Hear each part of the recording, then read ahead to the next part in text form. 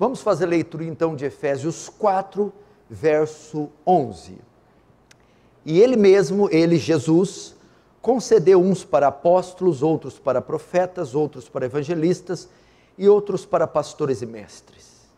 Com vistas, propósito, porque que ele separou esses oficiais, com vistas ao aperfeiçoamento dos santos, para o desempenho do seu serviço, para a edificação do corpo de Cristo, até que todos cheguemos à unidade da fé e do pleno conhecimento do Filho de Deus, à perfeita varonilidade, à medida da estatura da plenitude de Cristo, para que não mais sejamos como meninos, agitados de um lado para o outro e levados ao redor por todo vento de doutrina, pela artimanha dos homens, pela astúcia com que induzem ao erro. Até aqui tá bom, vai ser o suficiente para eu falar o que eu quero. Deixa aberto aí, não feche, feche apenas os olhos, vamos orar.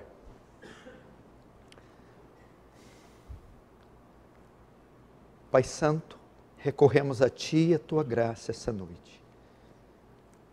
Cônscios da nossa pequenez, da nossa miserabilidade e da nossa urgente dependência de graça. Eu não sei se o Senhor quer derramá-la aqui hoje, porque o Senhor não tem nenhuma obrigação de fazer qualquer bem a nós. Eu só peço que o Senhor se apiede de nós. Se o Senhor procurar aqui dignidade para fazer alguma coisa, o Senhor não vai encontrar. Se o Senhor procurar justiça a fim de fazer o bem a nós, o Senhor também não vai encontrar. Tudo que o Senhor vai encontrar, Senhor, são pecadores, carentes da misericórdia divina. E pedimos, tem misericórdia para quem não merece misericórdia. Usa de graça, não por causa dos nossos méritos, mas apesar dos nossos deméritos. Faz teu reino avançar, Senhor. Receba a glória para si e nos conforma a imagem do seu Filho, em nome de Jesus. Amém.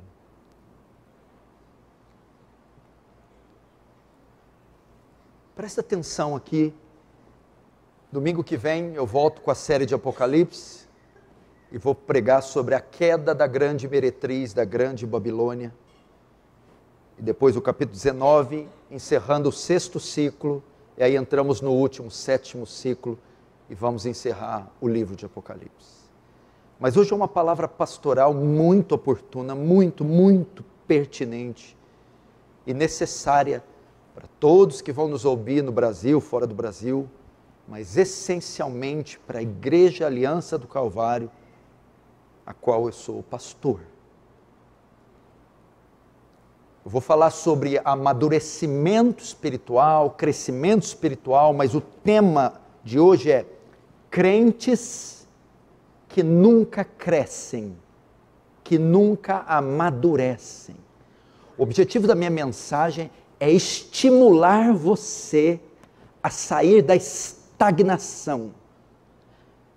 O objetivo da mensagem é estimular você ao crescimento espiritual, ao desenvolvimento da sua fé, a sair da zona de conforto, do ananismo, da anorexia, da anemia e voltar a crescer.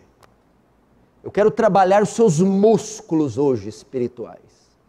Eu quero alongar você. Eu quero estimular você a começar a dar pequenos tiros até correr uma maratona e voltar à forma física, espiritual, que parou. Estacionou. E a ordem para nós não é a zona de conforto. Há mandamentos na Bíblia ordenando o nosso crescimento, o avanço espiritual. E se você não obedece, você está em desacordo com a palavra. Nós sabemos que vida cristã não é ausência de lutas, sofrimento nem dor. Você sabe disso. Essas coisas são comuns e nos acompanharão por toda a vida. dor, sofrimento, tribulação, são comuns.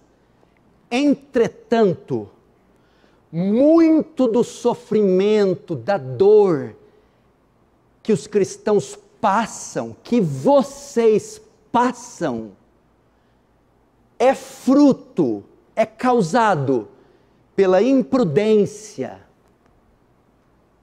imaturidade e falta de discernimento, os quais, se você não tivesse, lhe poupariam muita dor de cabeça, muita tribulação, muito sofrimento. Veja só, sofrimento, dor, tribulação são comuns, são patentes ao crente. Entretanto, muito do que nós sofremos é em razão do ananismo espiritual, é em razão da imprudência, imaturidade. E estes cristãos, que já estão há 1, 2, 10 anos na igreja, mas não se desenvolvem, estão sempre envolvidos em uma série de tropeços, escândalos, cabeçadas, em razão da sua imaturidade. É o que eu chamo dos crentes sofrenildos. O que é o crente sofrenildo? Ele sofre porque ele vai correr sem amarrar os cadarços, ele cai, arrebenta tudo. Isso não é uma tribulação. O pobre infeliz não se deu conta que precisa amarrar os cadarços antes de correr. Então cai e se arrebenta. Aí você tem que socorrer aquele crente arrebentado, cujo Satanás não precisou nem de agir, os próprios sapatos se ocuparão de derrubá-lo. E aí você, como oficial, tem que deixar de atender uma ocorrência grave, uma luta no casamento, uma coisa, para tratar dos sapatos desamarrados do crente imprudente. Sofrimento, legítimo. Fraturou a perna, ralou a cabeça, infeccionou, está sofrendo. Mas não foi uma tribulação. Foi um ataque de Satanás. Ele não amarrou os cadarços. Maturidade, prudência, falta de discernimento. E o resultado disso é dor de cabeça para eles e para a igreja, que sofre com crentes imprudentes e imaturos. E o autor de Hebreus estava tendo esse problema com a igreja dele. Alguns atribuem a autoria da carta de Hebreus a Paulo. Pode ser que Paulo usou todo o seu recurso do judaísmo para escrever essa carta. E ele vai escrever a eles porque ele estava passando por isso. No capítulo 5, Hebreus 5, não precisa abrir, olha para mim, verso 11. Olha só a repreensão que ele faz. Temos muito o que dizer a respeito desse assunto. Ele queria tratar umas coisas assim elevadas, ele queria conversa de gente grande com eles. Mas, porque vocês custam entender as coisas, é difícil explicá-las. Depois de tanto tempo, conversão, tanto tempo na igreja, vocês já deveriam ser mestres, mas ainda precisam de alguém que lhes ensine as primeiras lições de Deus.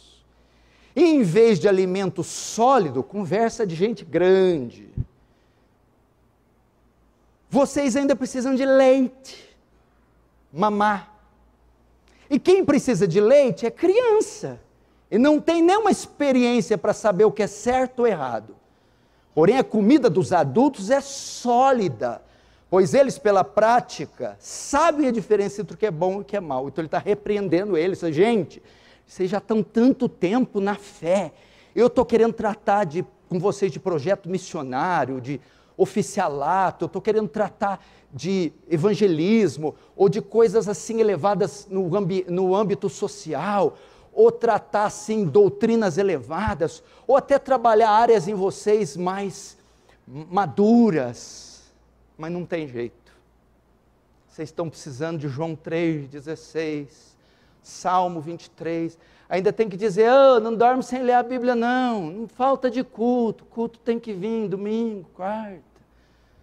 Não pode falar assim com a mulher, pode vestir assim, não entendeu até hoje, não pode pôr esse tipo de roupa. Entendeu até hoje, tem que pagar a conta em dia, o nome tem que estar limpo.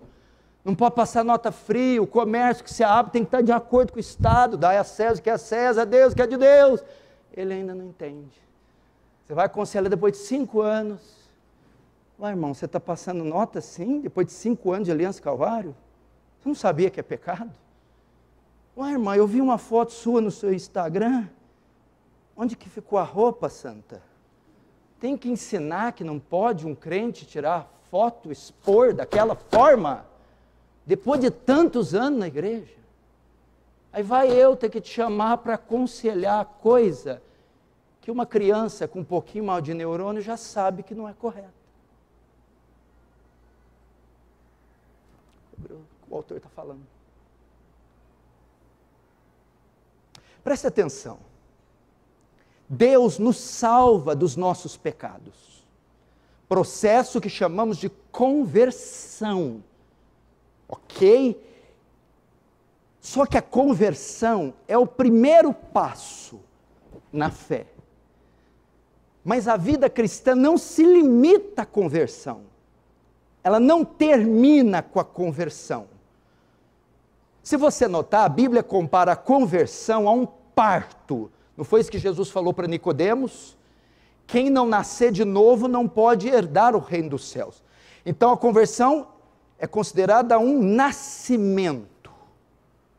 Agora, nenhum bebê nasce, nenhum bebê vem à luz e passados 5 anos, ele continua bebê.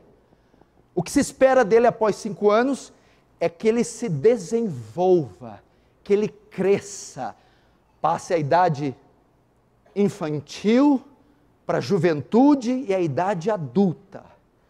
Semelhantemente, os cristãos, após se converterem, após nascerem de novo, se espera que eles amadureçam, se desenvolvam, ano após ano, leitura após leitura, congresso após congresso, jejum após jejum, luta após luta, que ele vá evoluindo, progredindo, se desenvolvendo.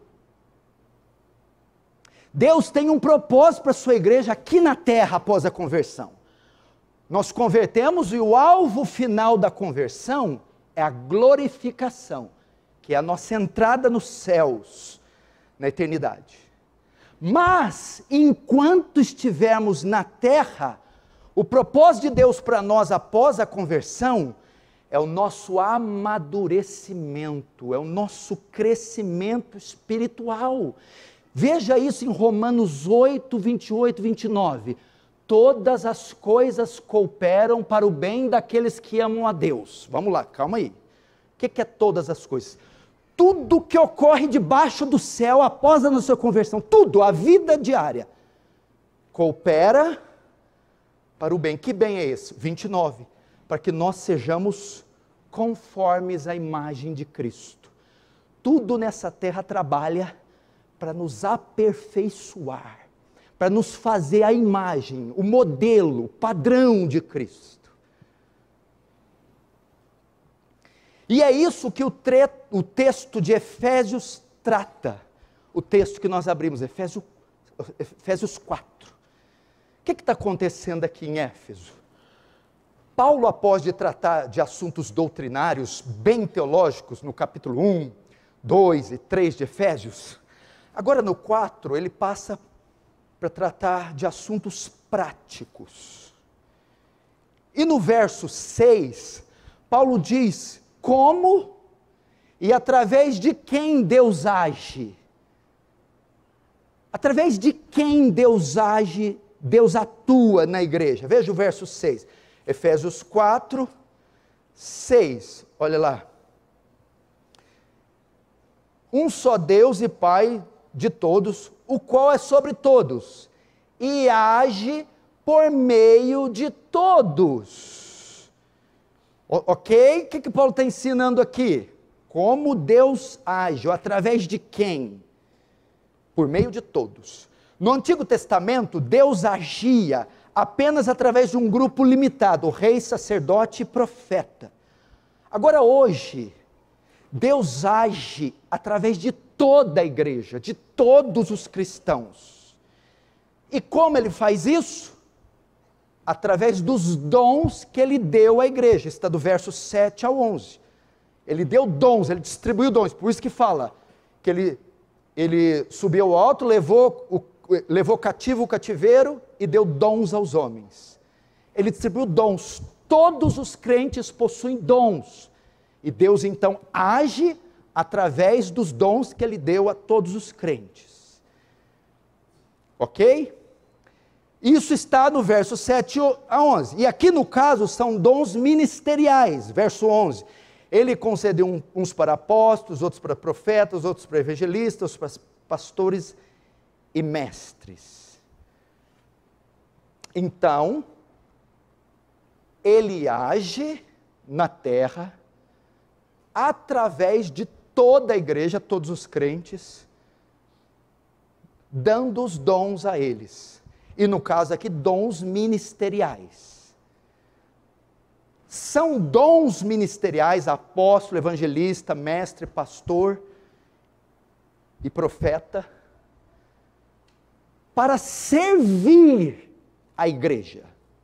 Ok? Deus distribui esses dons para eles servirem, ministrarem a igreja. Mas para qual fim? Por que Ele separou esses dons? Por que Ele deu os dons a eles? Para quê? Qual o propósito? O verso 12. Com vista ao aperfeiçoamento dos santos. Que isso? Presta atenção. Portanto, esta é a lição principal desse texto. Deus separou esses dons para o amadurecimento, aperfeiçoar. O que quer dizer essa palavra? Tornar perfeito. Deus separou esses dons para o amadurecimento, desenvolvimento espiritual. É isso que Paulo está dizendo aqui. Que se Deus separou isso, quando usa o termo santos, está falando de convertidos, já estão convertidos. Mas a fé não se limita a estar apenas convertido. Agora Deus exige que eles se desenvolvam, que eles cresçam. Por isso separou ministérios para este fim, aperfeiçoar. Aqui aprendemos três lições. Primeira lição, escute, Deus nos chama para crescer. Não podemos ficar estagnados. É uma ordem. Deus nos chama para crescer. Deus nos chama para nos desenvolver. Essa é a primeira lição. Não existe conforto no reino. Amós está escrito assim: ai daqueles que andam à vontade em Sião. Paulo compara a igreja ao reino, ao quê? Campanha militar, guerra, luta, combate. Combate, guerra, luta não é lugar de conforto. Segunda lição, a ordem é dirigida para qual categoria de crentes? Qual categoria que Paulo está chamando para crescer? Os pastores? Não. Os diáconos? Não. Os oficiais? Não. O texto diz, querendo o aperfeiçoamento dos santos. A palavra dos santos envolve todos os salvos, todos os membros da igreja.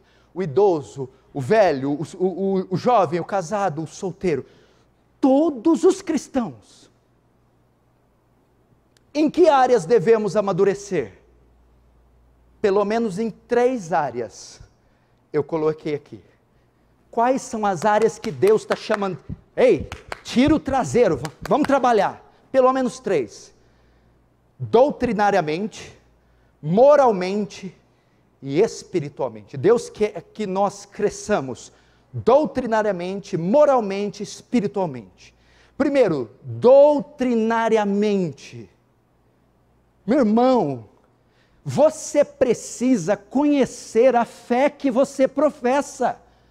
Você precisa dominar o corpo de doutrinas da fé cristã.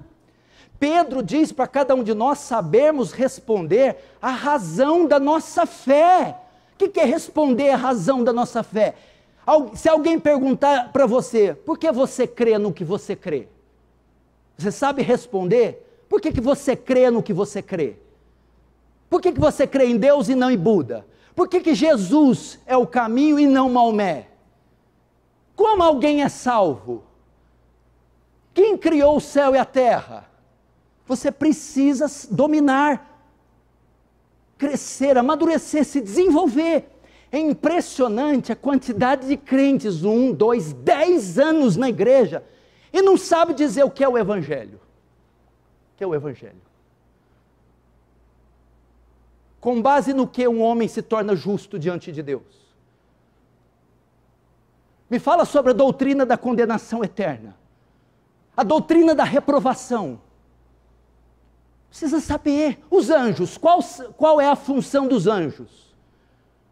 Tem gente que está numa igreja reformada há 1, 2, 10 anos e ainda está amarrando o demônio, está declarando, está profetizando, está amarrado, eu determino, eu declaro. Isso é misticismo. Está usando óleo para ungir a casa ainda. Não sabe. Então Deus está chamando para você se desenvolver, investir em leitura, em material bíblico, vir na escola dominical. Segundo, em que áreas devemos amadurecer? Moralmente. Como é que pode cair nos mesmos pecados todos os anos? O que é crescer moralmente? É crescer em santidade, em equilíbrio emocional, é crescer no caráter.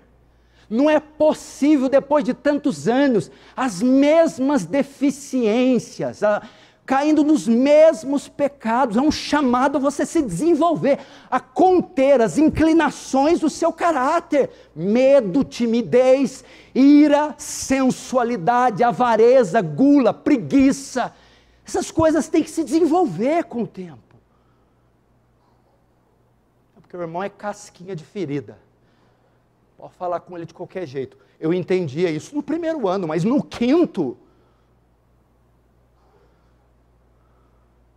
até hoje com problema com pornografia. Até hoje não sabe falar com a mulher. Até hoje não tem competência para cuidar dos filhos. Moralmente, um homem justo, tem o trabalho limpo, os papéis limpos, a declaração do imposto de renda limpo, olhos limpos, pessoa limpa, cresceu moralmente. Terceiro, o chamado é para desenvolver espiritualmente também, a sua comunhão com Deus. Tem crente que só me procura para relatar problema, é o sofrimento, só vê ele assim, ó. Entra e sai da igreja, todo culto com a cara assim, parece que ele só tem problema, ele não goza de outra coisa na vida. Não, querida, você precisa, problema não é tudo na vida, dívida não é tudo, tem uma parte da fé que é dedicada à comunhão com Deus, a ser cheio do Espírito Santo, a desejar o céu, a andar com Ele igual Enoque, crescer no discernimento espiritual, crescer na independência dos homens. Entrou na igreja no início, muito apegado, muito afeto, vai passando o tempo, corta o cordão umbilical, desapega das pessoas. O desenvolvimento espiritual me faz querer menos dos homens e mais de Deus. A minha dependência de Deus aumenta e diminui da dos homens. Mas o que a gente está vendo é 2, 3, 5 anos. Conhecimento doutrinário, bíblico, não mudou nada depois de anos. O crescimento moral continua a mesma coisa. Espiritual. Vocês precisam se desenvolver. Eu acompanhei nessa igreja, eu sou o fundador da igreja, eu acompanhei dezenas de pessoas que se converteram, eu vi a conversão delas. E eu não só vi, porque elas permanecem até hoje aqui, e eu vi o desenvolvimento delas nessas áreas. Eu vi ano a ano eles crescendo doutrinária, teologicamente. Eu vi anos eles crescendo no seu domínio contra o pecado, na sua pureza.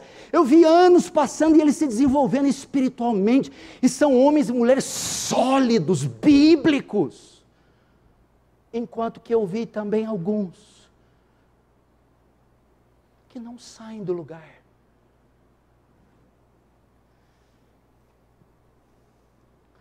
Paulo agora começa, que esse é o desejo de Paulo, e é o meu também. Pode pegar o microfone? Vem cá explicar a justificação pela fé para mim. Ai, se eu faço isso, hein? Fique tranquilo, não vou querer ninguém morrer de infarto agora. O Evangelho em 3 minutos. Doutrina da eleição, Pai Santo. Ou melhor, pastor, eu vou mostrar meu desenvolvimento, vou deixar meu celular com o senhor, com a senha. E o histórico dos últimos 30 dias, pode ver, pastor, só site evangélico. Paulo começa desejando o crescimento doutrinário. Veja o verso 13. Primeiro ele fala por que separou os dons, para o amadurecimento dos crentes. Agora em qual área? 13. Até que todos cheguemos à unidade da fé. Até aí, a unidade da fé. Até que todos cheguemos. O que é isso? Alcançar. Significa que não alcançou. Ele quer que os crentes alcancem. Cheguem lá. No que? Unidade da fé. Fé aqui é a fé professada, é o corpo de doutrinas, é a fé cristã. Deus quer que os irmãos creiam na mesma coisa, que eles entendam a mesma coisa. Ele não quer uma igreja desequilibrada no entendimento das doutrinas. Ele não quer um irmão que conhece muito e o outro que não conhece nada. Ele quer que todos cresçam doutrinariamente. Vocês precisam se desenvolver. Não pode ser só o Tales, não pode ser só o Cunha, só o Tiago, só algumas mulheres que devam conhecer bem a Escritura, as doutrinas, mas toda a igreja. Aqui Paulo fala de duas coisas: unidade doutrinária e maturidade doutrinária. Primeiro, unidade doutrinária. Paulo não quer confusão doutrinária. Membros da mesma igreja que entendem a mesma doutrina de formas diferentes. Um entende uma coisa, o outro entende outra. Confusão doutrinária. Na mesma igreja, pessoas se divergem, não compreendem aspectos da fé, aspectos da doutrina. Paulo não quer que todos entendam a mesma coisa, creiam na mesma coisa, confessem a mesma coisa. E às vezes não é assim. Termina um sermão, nossa, eu adorei o sermão, eu não gostei. Nossa, eu entendi, você viu que bem? Não, eu não entendi nada. Nossa, eu tenho dificuldade com a doutrina. Eu não tenho. Paulo quer. E segundo, maturidade doutrinária. Um compreende, a primeira é, um entende uma coisa, outro entende a outra. A segunda é, um compreende e o outro não compreende. Um compreende com clareza a exposição de Apocalipse, a escatologia amilenista, compreende com clareza acerca dos dons espirituais de Coríntios 12, 14, compreende com clareza a doutrina da justificação pela fé. O outro não entende, por quê? O outro está atrasado, não se desenvolve, não cresceu. Deus então não quer uma igreja dividida, ou desigual doutrinariamente. Mas por que isso acontece? Isso acontece porque alguns não se desenvolvem. Você sabe o que é a doutrina da membresia da igreja? Você sabia que nessa igreja tem os membros e os não membros? Quem são os membros? Aqueles que professam a nossa fé, aqueles que subscrevem a nossa confissão de fé, aqueles que passaram pelo batismo ou por aclamação, e eles foram aprovados pelo seu testemunho, e eles concordam com o nosso corpo doutrinário. Nós somos uma igreja batista reformada, calvinista, cremos nos 5 pontos de Calvino, nos 5 solas, e tem os não membros, que é os que ainda não se batizaram ou não foram aclamados, porque não têm um bom testemunho ou porque ainda não compreenderam a doutrina, por isso não se integraram no corpo. E tem os membros também que vivem como se não fosse membro, tem também esses, eu não podia ter esquecido. Deus quer isso. Pastor, mas eu só estou vindo na igreja porque eu quero receber uma bênção. Eu vou te mostrar como é que recebe bênção, aqui na palavra ainda, só você esperar. Se quiser, tem aquela ali da Voluntários, é grandona, tem óleo, tem sal, abençoa ali à vontade. Cobra um pouquinho caro, tá certo, mas abençoa. Dependendo do tamanho da bênção, né? Coisas caras, coisas valiosas custam caro, né? Assim, nada que R$1.000 não resolva para sua bênção.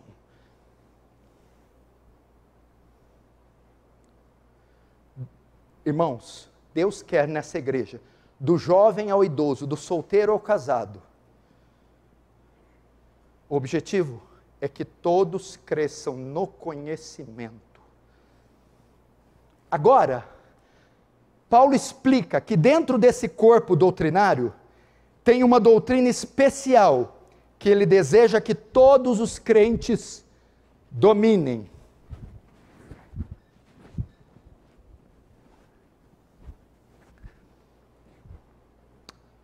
Ok? Paulo está falando agora da maturidade doutrinária. Quais doutrinas? Todas as doutrinas da fé. Mas dentro desse corpo de doutrinas, tem uma que Paulo diz, essa vocês não podem deixar de dominar, de crescer. Qual que é? Verso 13. Até que todos cheguemos à unidade da fé e do pleno conhecimento do Filho de Deus. Nossa maior ênfase dentro do conhecimento deve ser no conhecimento de Cristo. Ok? Mas espera aí, pastor, nós já não conhecemos Cristo? Sim, já conhecemos. Mas conforme o tempo vai passando, devemos crescer no conhecimento de Cristo, a pessoa de Cristo, a obra de Cristo. Porque Paulo fala o que no 13? Até que todos cheguemos ao pleno conhecimento. O que é o pleno? Conhecimento total, a extensão do conhecimento, a profundidade do conhecimento. O pleno, nós não atingimos ainda o conhecimento completo de Cristo. É isso que Deus mais quer que nós dominemos. Que é quem? O Senhor da sua fé, o seu Salvador, a pedra na qual a igreja é fundada, o seu cabeça. Deus quer isso, que você conheça a vida de Jesus, a obra de Jesus, a morte de Jesus, a ressurreição de Jesus, o governo de Jesus. Você tem, quem que é Jesus? Quem que é Jesus? Me fala quem que é Jesus. Você tem que conhecer. Jesus era aquele que estava na eternidade, porque Apocalipse fala, o cordeiro que foi imolado antes da fundação do mundo. Que é isso? Antes de tudo ser criado, já existia Pai, Filho e Espírito, em completa harmonia. Deus cria os céus e a terra e o homem à sua imagem. O homem cai. E ele entra em estado de condenação. Deus cria um plano de redenção. E da redenção, o Filho teria que vir. O Filho abre mão da sua glória, Filipenses 2, esvaziou-se a si mesmo, a semelhança de homem.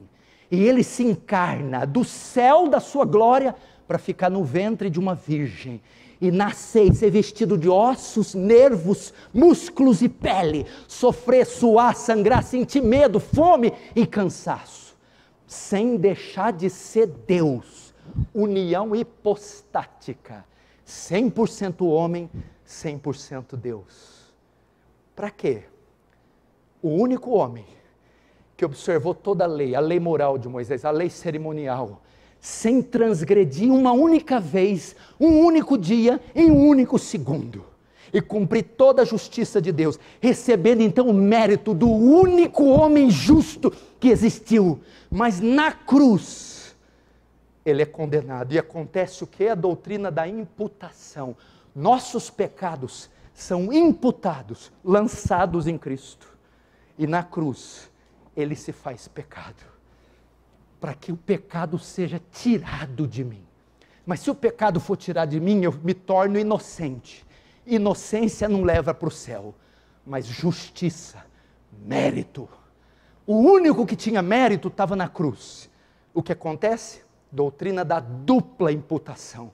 Uma vez que o meu pecado é imputado sobre ele, a justiça e o mérito que ele recebeu por cumprir toda a lei, ele imputa na minha conta, lança sobre mim.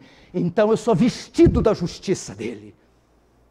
Então ele diz, tetelestai, está consumado. O termo grego que era usado quando uma dívida era quitada, se carimbava, tetelestai. Quando Jesus fala tetelestai, nossa dívida com o Pai, recebeu o carimbo, pago. Conheça isso, doutrina de Cristo, mas não para aí não. Se parar só aí, não tem evangelho. Mas como eu faço para saber que o sacrifício dele foi suficiente para salvar uma montanha de pecadores? E que Deus aceitou esse sacrifício? É que no terceiro dia, todo o inferno parou de cima daquela pedra para dizer, daí você não sai. Mas nem a morte, a vida, os anjos, os principados, os soldados romanos, Césares, nem o Sinédrio, nem Anás e Caifás segurou aquela pedra, rolou, e ele ergueu-se de lá, mostrando que o Pai recebeu o sacrifício, que ele foi suficiente. Passados 40 dias aqui, ele dá uma ordem, junta seus discípulos na Galileia, cerca de 500, e os comissiona, e de pregar o evangelho para toda criatura da terra, a chamada grande comissão. Após dar essa ordem, sobe com os anjos aos céus, entre as nuvens, e diz, porque assustastes, varões galileus, do mesmo modo que viste ele subir, voltará outra vez. Paulo está dizendo, todo crente da aliança do Calvário tem que conhecer, dominar, o que o pastor Paulo acabou de dizer, conhecer sobre Cristo, sobre Cristo. Sabe o que o comentário da Bíblia, English Standard Version, sobre este texto diz assim, tanto conhecendo a Cristo de forma pessoal, como conhecendo tudo o que ele fez e ensinou, leva os cristãos ao estado de pessoa madura. O que tem a ver conhecer Cristo com pessoa madura? Cláudio, que a pessoa que domina o conhecimento de Cristo, ela não se mete em rascada, ela não é imprudente, ela não é tola. Ela aprende a ter feeling, discernimento, ela aprende a ter fibra, ela aprende a ter fidelidade, porque ao olhar para Cristo e conhecer, e ver a sua fidelidade, abnegação, renúncia, amor, bondade, aquilo acrescenta para ela, e ela amadurece.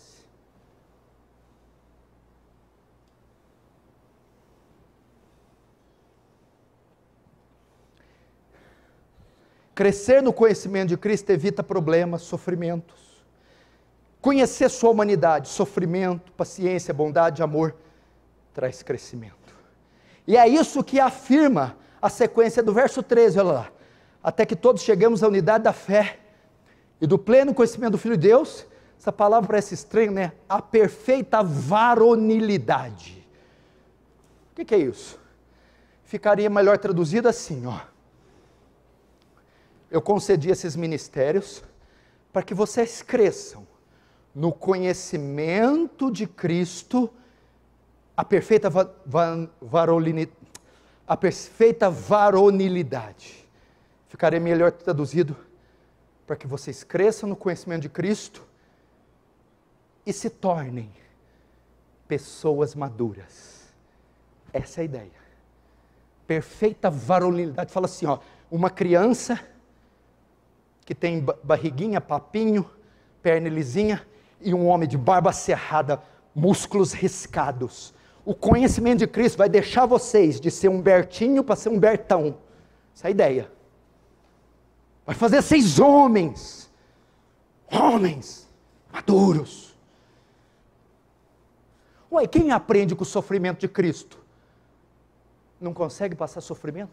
Quem aprende com a fidelidade de Cristo ao Pai? Não aprende a ser fiel? Quem aprende está na boca da tentação. Aí eu pego. Não aprende com Cristo quando ele fala, vai-te Satanás, pois está escrito, não só de pão vive o homem, mas de toda a palavra que sai da boca de Deus. Quem não conhece nada de Cristo,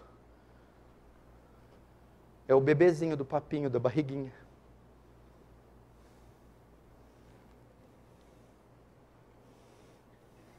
O conhecimento doutrinário sobre tudo da pessoa de Cristo leva o crente a perfeita varonilidade, ou seja, o estado de pessoa madura. Quer ver eu dar um exemplo claro aqui?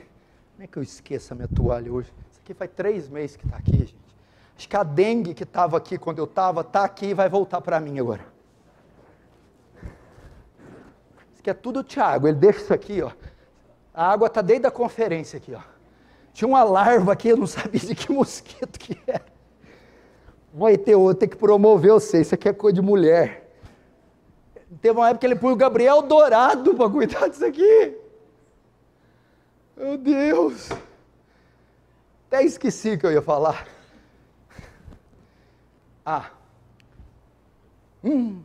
Esse é pão quentinho. Primeiro século da igreja, Galiano, eu chamo você de Galileu. Galiano. Coliseu. Quem que morria mastigado no Coliseu?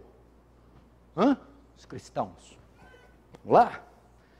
Quem que incendiava os postes de Nero, que eram queimados vivos? Os cristãos. Quem eram os primeiros martirizados? Primeiro Estevão, Tiago, aí foi indo. Pedro de cabeça para baixo. Paulo, decapitado em Filipos, amando de Nero. Aí depois começou, leões. Vai procurar a história do primeiro século. Não tem um crente negando, titubeando. Vinha um soldado romano em grego e dizia, César istin Kyrios, César é o Senhor. Os cristãos, com olhos e rosto retesado, diziam, Jesus istin Kyrios, Jesus é o Senhor, e não negavam. Por que tinha uma fé dessa? Conhecimento de Cristo. Conviveram pessoalmente com Ele, andaram com Ele, viram Ele, ouviram dEle. Então, após a sua morte e ressurreição, era impossível que eles negassem o conhecimento de Cristo, em loco.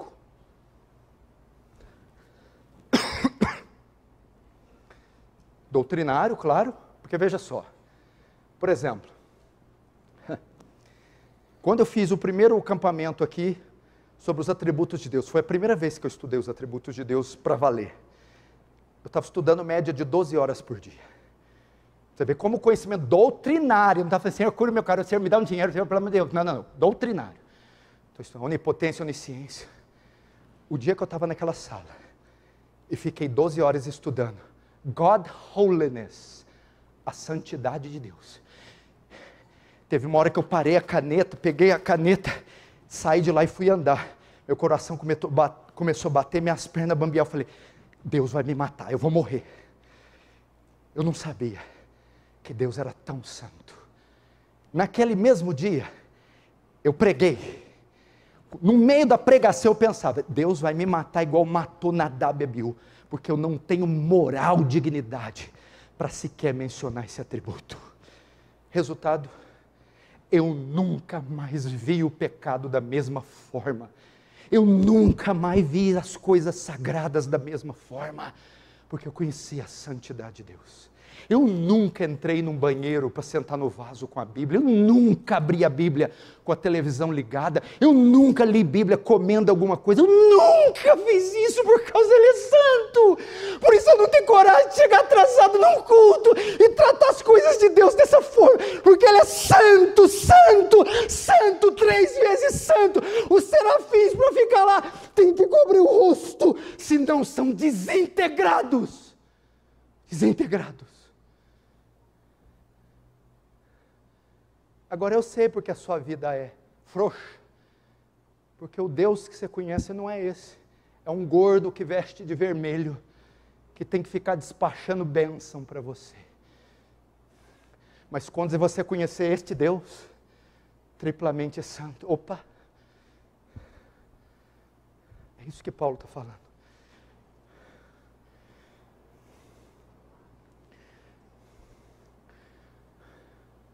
Você vai determinar para um Deus desse? Esses falsos profetas, pôr Deus na parede.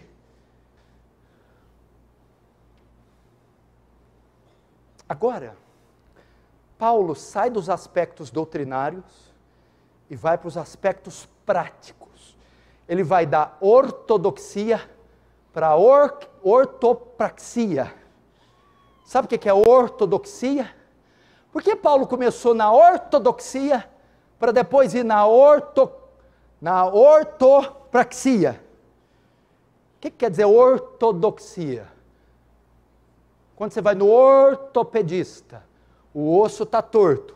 Ortopedista, deixar reto. Ortodoxia, doutrina reta. E depois, ortopraxia, vida reta. Paulo está dizendo, não se tem vida reta sem primeiro ter doutrina reta. Por isso ele apresenta a primeira doutrina reta. E agora apresenta o estilo de vida reto. Então quem tem uma vida torta, é porque tem uma doutrina torta. Se você não entender bem a doutrina, a teologia, a Bíblia, isso vai convergir, resultar numa vida fraca.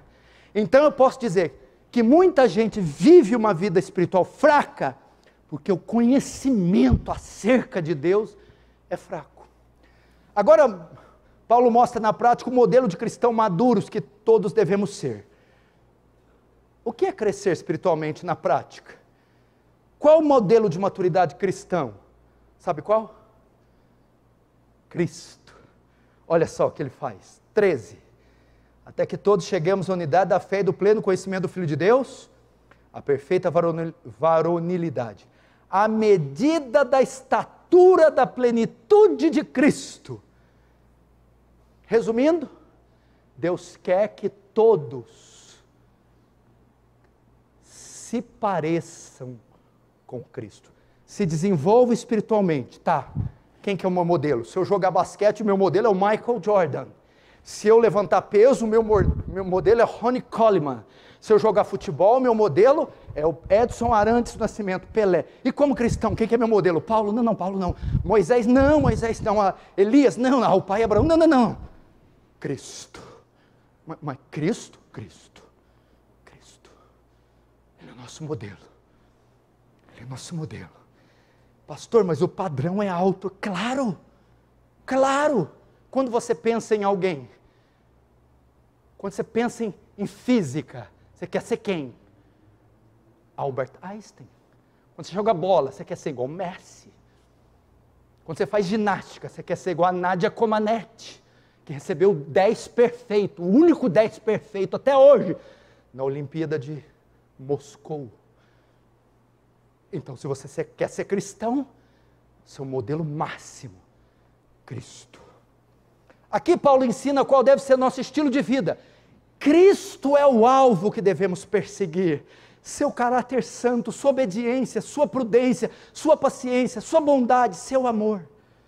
Irmãos, fale como Cristo, haja como Cristo, se porte como Cristo, imite a Cristo.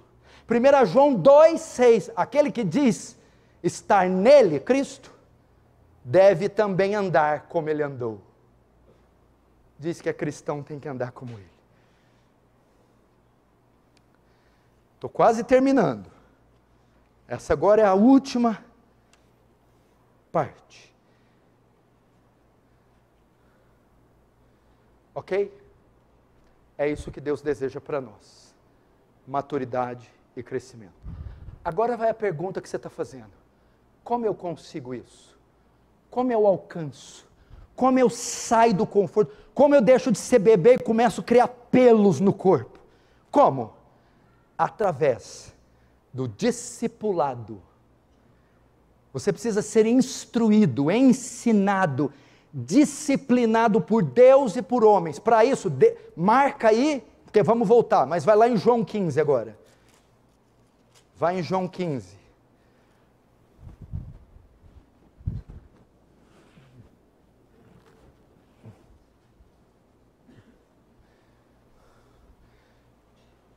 É o discipulado.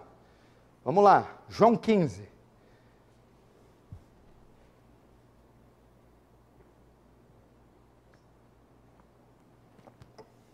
Verso 1 e 2. Eu sou a videira verdadeira, e o meu pai é o agricultor. Todo ramo que estando em mim não der fruto, ele corta. E todo que dá fruto, limpa, ou outra tradução, poda, para que produza mais fruto ainda. Vamos rapidinho aqui. Olhe para mim. Jesus está fazendo o seu discurso de despedida. Ele será crucificado em alguns dias. E nesse discurso, que está em João 15, ele fala da importância de dar frutos. E menciona o discipulado. Ok? Ele começa, quem está em mim não dá fruto, o pai corta. Fala de quem não é salvo. Crentes nominais. Estão na igreja, mas não mostra mudança. Mas ele diz, e todo que dá fruto, o pai limpa, para que produza mais fruto. Presta atenção. O ramo que dá fruto, se o ramo está na videira e dá fruto, é o crente verdadeiro. Que fruto é esse? A mudança inicial após a conversão. Está na videira, conversão. Fruto, a mudança no caráter, no ser inicial. E ele menciona que o ramo pode e deve dar mais fruto. O amadurecimento. Ok? Ele vai dar mais, mas já não deu o fruto. Sim, é a mudança inicial na conversão. Mas por que agora o ramo tem que dar mais fruto? É o progresso, o desenvolvimento, o amadurecimento. Como? O texto diz assim, aquele ramo que dá fruto, o pai poda. Imagine um agricultor ou um jardineiro num pomar. Aquele pomar está dando fruto. Mas ele precisa passar por uma poda, ele vai cortando, para que aquela árvore cresça mais e dê mais fruto. Para isso é necessária a poda. O que é essa poda? O discipulado que todos os crentes devem se submeter. Quando eles vêm para Jesus, eles mudam.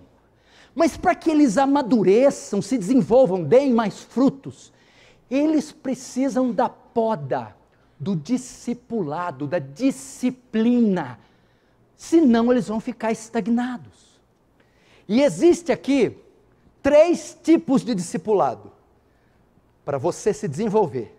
O discipulado pessoal, o discipulado coletivo e o discipulado individual. Isso é a poda. Escute, se você não se sujeitar a um discipulado, você não vai dar mais fruto. Você não pode cumprir o que Paulo está pedindo em Efésios. Crescer, amadurecer. É só com a poda o discipulado que você consegue. Primeiro, o discipulado pessoal. Que é isso? É investir em mim mesmo. Você tem que ter um tempo reservado para gastar com a Bíblia. Você não vai dar fruto se você não investir em si mesmo. Um período do dia para gastar com a Bíblia. Um período do dia para gastar em oração. Comprar livros. Mortificar a sua carne. Você precisa investir no seu próprio crescimento. Segundo, isso está onde? Em Esdras 7:10. Porque Esdras tinha disposto o coração para buscar a lei do Senhor, primeiro. Segundo, para cumprir a lei do Senhor, praticar. Terceiro, para ensinar. Esdras colocou no coração: eu tenho que aplicar o meu coração em compreender as coisas de Deus. Ele se discipulou, é o autodiscipulado.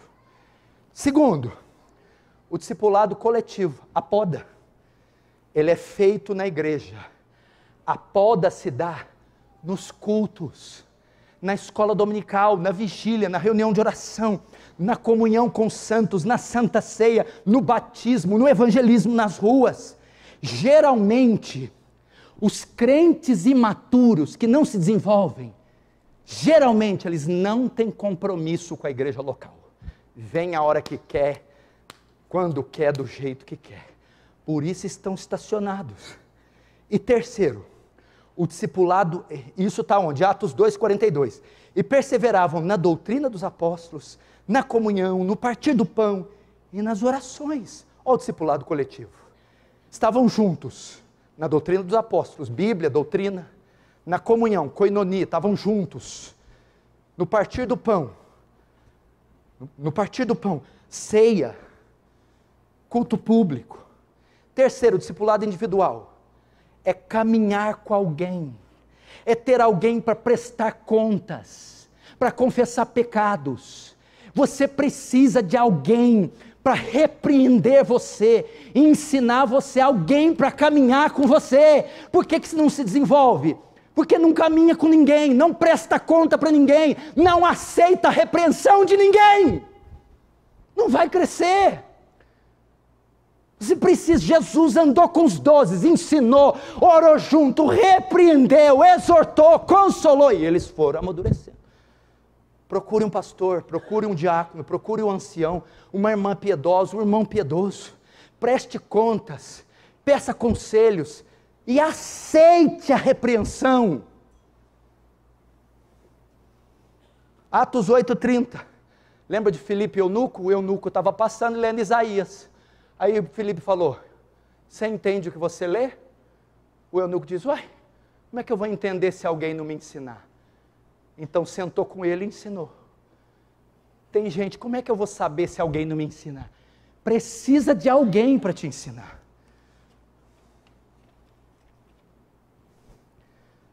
Terminando. E qual a razão para esse crescimento? Porque Deus exige isso de nós. Volta lá para Efésios e eu vou encerrar. Efésios 4.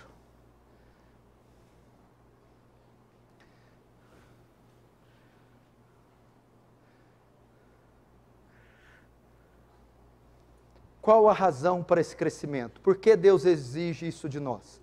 São duas razões que o texto aponta. Uma negativa, outra positiva. Primeira razão é que o crescimento protege a igreja. Segunda razão é que o crescimento ajuda e coopera com a igreja. Por isso que ele pede para a gente crescer. Primeira razão, protege a igreja. Efésios 4,14. Para que não mais sejamos como meninos, agitados de um lado para o outro e levados ao redor de todo vento de doutrina. Sabe por que Deus quer que a gente cresça? Para nós não dar trabalho. O que é um menino? Já viu a dor de cabeça que o menino dá? O menino é inconstante, inconsequente, imaturo. Ele dá uma dor de cabeça. Paulo está dizendo, primeiro, para vocês não darem trabalho para a igreja. Para vocês protegerem a igreja. Para não serem meninos. Qual que é a marca de um menino? Uma hora quer uma coisa, outra hora quer outra coisa. Uma hora quer ir na igreja, outra hora não quer ir na igreja. Uma hora quer ler a Bíblia, outra hora não quer ler a Bíblia. Uma hora está animado, outra hora não é animado. Isso é imaturo. Crente que não se desenvolve. Um dia está animado, outro dia está desanimado. Um dia vem na igreja, falta 10 da igreja. Oscilantes. É assim que e Paulo está descrevendo que tem crentes assim. Por que eles são assim? Porque eles não se desenvolveram. Eles não têm compromisso com a igreja. Eles são regidos pela emoção. E a emoção ela é assim, uma hora está boa, uma hora está bem. E ela que domina eles. Outra marca do menino. Escute. Você já viu o menino? Ele acredita em tudo. Conta o negócio, o menino pensa que é verdade. Pai, tem um moço ali falando que se eu der 10 reais para ele vai me dar um Nike. Você é bobo, moleque. Você vai comprar droga. O crente maturo acredita em tudo. Eu gosto do pastor Paulo, mas gosto de ver o homem do chapéu também, é uma benção. Menino, acredita em tudo. Tudo é de Deus, tudo é profecia de Deus, tudo é milagre de Deus. Esse dá trabalho para a igreja. Então Paulo está protegendo a igreja desses crentes, cabeçudos, incoerentes, meninos. Segundo, para que Paulo pede isso? Porque eles ajudam o reino. Verso 12. Com vistas ao aperfeiçoamento dos santos, para o desempenho do serviço. Que é isso? Por que Paulo deseja o crescimento? Para nós trabalharmos para Deus, para ajudar na expansão do reino de Deus. Uma pessoa despreparada e imatura não pode servir com qualidade no reino, pelo contrário, ela atrapalhará e causará mais males do que bens. Então Paulo pede o desenvolvimento, porque crentes maduros podem servir para o reino, podem trabalhar, podem expandir o reino. Nesse sentido, Deus deseja o nosso progresso para que sirvamos. E o resultado? A igreja ganha com isso. Verso 12, para a edificação do corpo de Cristo. O que quer dizer isso? Se a igreja for homogênea, doutrinariamente, no conhecimento de Cristo, na prática de vida semelhante a Cristo, vai haver a edificação do corpo. Teremos uma igreja sólida, madura, homogênea. Teremos membros saudáveis, com bom testemunho, membros independentes, trabalhando para o reino. Edificado aqui é um termo tirado da construção civil, fundamentada, alicerçada. Irmãos, esse é o desejo de Deus para vocês. Crescimento, amadurecimento. Vamos orar, fecha os olhos, curva a cabeça.